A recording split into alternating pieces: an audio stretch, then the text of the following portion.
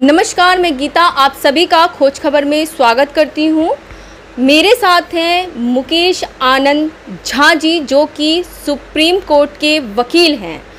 आइए इनसे बातचीत करते हैं। जिस तरीके से लॉकडाउन पूरा जो है अभी कम्प्लीटली खुला नहीं है, कई जगह जो है अनलॉकडाउन 2 चल रहा है। कई जगह आप यूपी में भी जाएंगे तो सैटरडे संडे जो है लॉकडाउन पूरा रहता है वहाँ पर।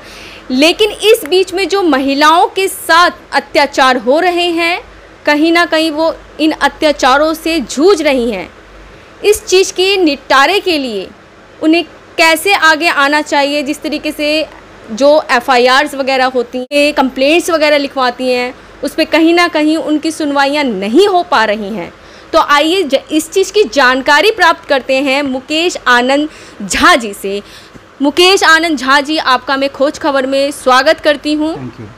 मुकेश आनंद झा जी, जिस तरीके से लॉकडाउन का सफ़र अभी चला भी था और अभी चल ही रहा है कई जगहों पर, कई राज्यों में, लेकिन इस मुसीबत में, इस लॉकडाउन के सफ़र में जो है कहीं ना कहीं जो जूझ रही हैं वो ख़ास तौर पे महिलाएं हैं, पीड़ित लोग हैं।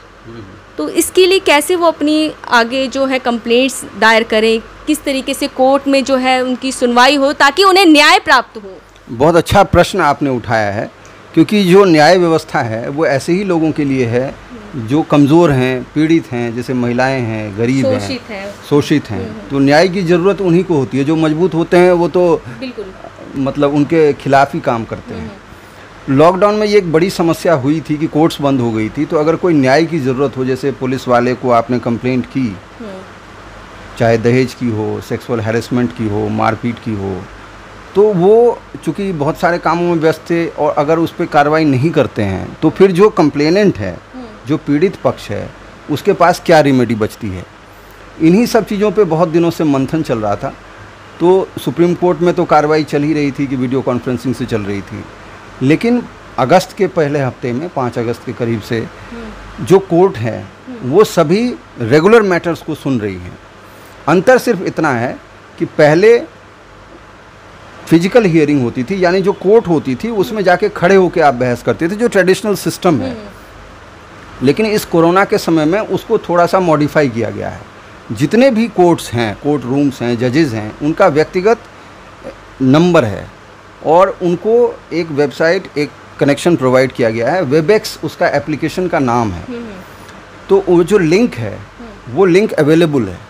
जो कोर्ट की वेबसाइट है उस पर हर कोर्ट का लिंक अवेलेबल है। कोर्ट की लिस्ट जारी होती है और जब प्रतिदिन सुबह आप उस लिंक को क्लिक करके उस कोर्ट रूम को ज्वाइन कर सकते हैं। तो जैसे हम फिजिकल हियरिंग करते थे, कोर्ट में पहुंचकर 1 नंबर 2 नंबर लिस्टिंग होती थी, उसी तरह से उस एप्लीकेशन पे आप नेट पे अपीयर हो सकते हैं और बहस कर सकते हैं। तो ये एक बहुत बड़ा बदलाव है और एक, जिस तरह से कहते हैं न्याय का मंदिर कभी बंद नहीं होना चाहिए, वैसे अर्जेंट मैटर के लिए तो कभी बंद नहीं था, लेकिन अब जो रेगुलर बेसिस पे जो चीज़ें हियरिंग है, जैसे सेक्सुअल असॉल्ट के केसेस हों या डाउरी के केसेस हों जिसमें रेगुलर हियरिंग नहीं हो रही थी, तो आज उन पे भी रेगुलर हियरिंग शुरू हो रही है नेट के थ्रू।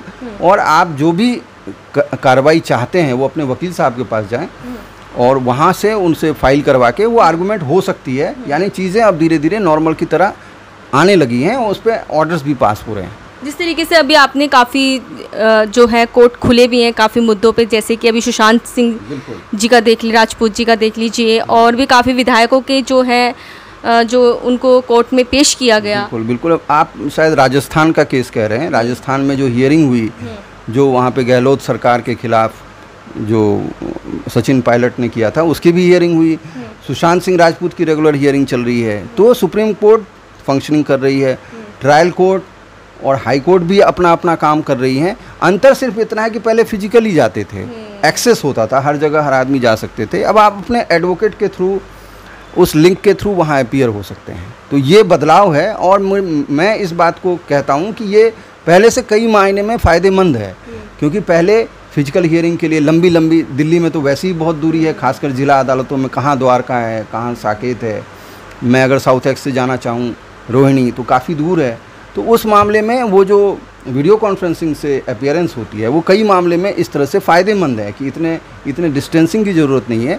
आप अपने वकील साहब से बात करिए, वो डॉक्यूमेंट्स करके, क्योंकि वेबसाइट पे ना सिर्फ लिंक है बल्कि जो कोर्ट मास्टर हैं उनका फ़ोन नंबर भी है, ईमेल आईडी भी है, यानी आप बात भी कर सकते हैं, आप कोई चीज़ फाइलिंग भी कर सकते हैं, ई फाइलिंग कर सकते हैं। तो बहुत सुविधाजनक हो गया है और इस चीज़ का लाभ उठाना चाहिए। जन जन तक ये बात पहुंचानी चाहिए कि कार्रवाई रोज़ चल रही है, शुरू हो चुकी है, लिस्टिंग हो रही है। तो आप जो भी रेमेडी सीख करना चाहते हैं उसको जल्दी से जल्दी कोर्ट में जाइए अपने वकील साहब के थ्रू।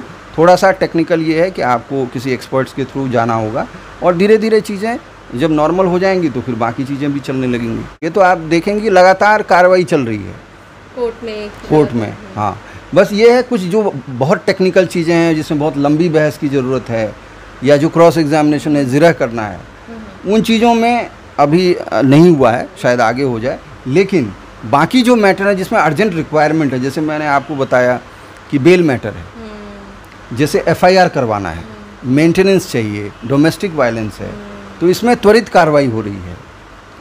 हाँ, रेप केसेस के जहाँ एफआईआर हो रहे हैं, कार्रवाई नहीं हो रही है, आप कोर्ट में जाएंगे तो तुरंत कार्रवाई होती है। तो ये एक बहुत बड़ा सेंसिटिव केस जो सेंसिटिव केसेस हैं उसको प्रायोरिटी के उस पर लिया जा रहा है ताकि क्राइम आगे और उसको बढ़ावा ना मिले। समय नहीं दिया जा सकता जिसमें सब मैटर्स को प्रायोरिटी पे लेके रेगुलर हियरिंग हो रही है।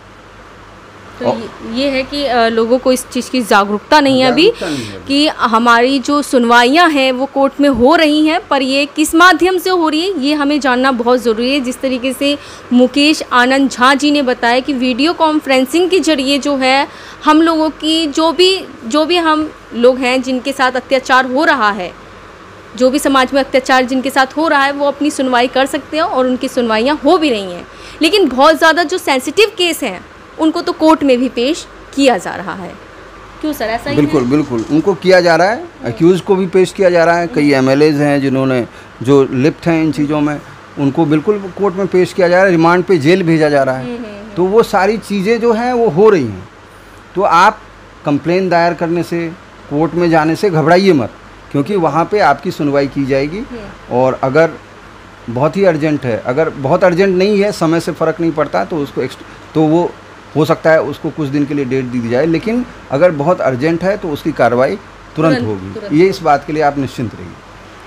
तो जिस तरीके से हमें मुकेश आनंद झा जी ने जो जानकारियाँ दी हैं, इस जानकारी को आप इस वीडियो के जरिए जन जन तक पहुंचा सकते हैं, ताकि जो पीड़ित हैं, शोषित हैं, जिनका शोषण हो रहा है, जो महिलाएं हैं जो इस समय अत्याचार सह रही हैं, उन तक ये जो है जो खबर है, जो जानकारी है, वो पहुंच सके और वो अपने न्याय के लिए आगे आएँ और अपना जो है कानूनी रूप से जो है न्याय प्राप्त कर सकें।